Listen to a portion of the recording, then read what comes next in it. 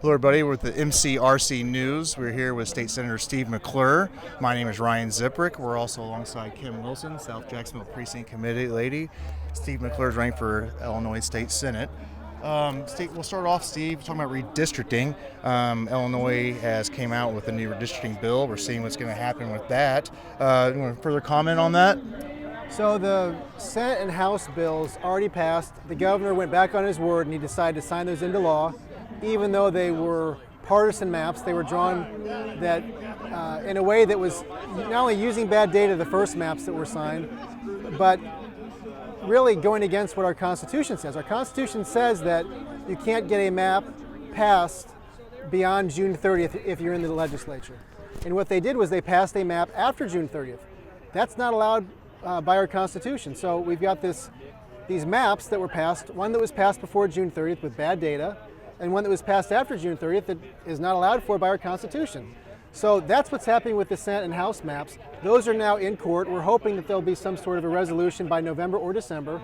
And so that's where we're at there. As far as the congressional maps, we just had our first hearing today. Unfortunately, it was a total sham hearing. They refused to show us the maps. We know they've got maps behind the scenes. They have refused to show them to us. Yes. And so what's going to happen is probably very, very close to the time that we're going to have to vote on these maps, they're going to give them to us. We're not going to have the proper time to analyze them. And all these witnesses that are very concerned about the maps that want to come testify and talk to our committee, they really are not given a fair chance to comment because they don't have enough time to review these maps. That we should have as much time as possible, and they want to cut off debate and not give any debate time. That's right. Yeah. That's right. It's unfortunate. Well, thank you for all you're doing. It's just so the Democrats are just so deceptive. They're just so deceptive. They're sly. Anyway, thank you for all you're doing. I also would like to ask you a question about crime. It's a big issue here in Illinois, all over the state. So, your comments on that? A couple of days ago, the Senate Republicans introduced our own crime package. A lot of bills. We've had some really terrible legislation that's come out of the Capitol from the Democrats that is totally tone deaf to what is happening in the communities across our state. We're seeing shootings in places we haven't seen shootings before in a long time or ever. And it's time we start to treat crime like it's a crisis. Every weekend, we're on the national news over what's happening in some of the parts of our state. People are getting murdered, kids are getting shot, and people live in fear in their own neighborhoods.